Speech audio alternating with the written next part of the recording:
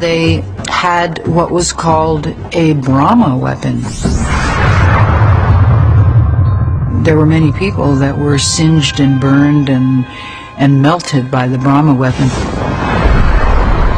Ancient astronaut theorists believe the Brahma weapon was an early nuclear device because the descriptions of its deadly after effects are eerily similar to the effects of exposure to intense radiation.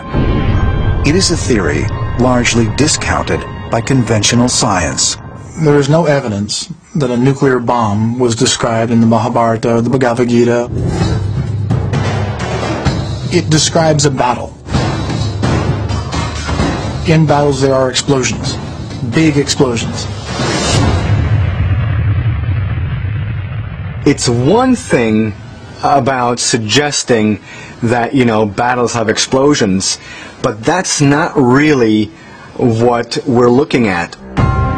You gotta look at the whole picture. One reference that we have, for example, speaks of these explosions that were brighter than 1,000 suns. And when these blasts occurred, the suns were twirling in the air. Trees went up in flames, and there was just this mass destruction. After those blasts, people who survive started to lose their hair and nails started to fall out. I mean, right there we have a concise reference to radiation poisoning, nuclear fallout. And those texts are thousands of years old. But if the Mahabharata is based on fact, wouldn't archaeologists have uncovered physical or radiological evidence?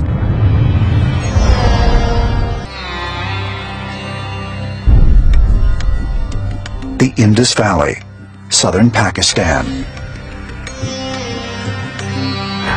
In 1922, an officer with an Indian Archaeological Survey Group discovered the ruins of an ancient city known as Mohenjo-Daro. According to mainstream archaeologists, the city, whose name means Mound of the Dead, had flourished between 2600 and 1900 BC. However, scientists in Pakistan have suggested Mohenjo-Daro is much older. Mainstream archaeologists believe the city was abandoned as a result of climatic changes, or possibly a decrease in trade. But when the ruins of Mohenjo-Daro were discovered in the 1920s, 44 skeletons were found lying face down in the street, many holding hands.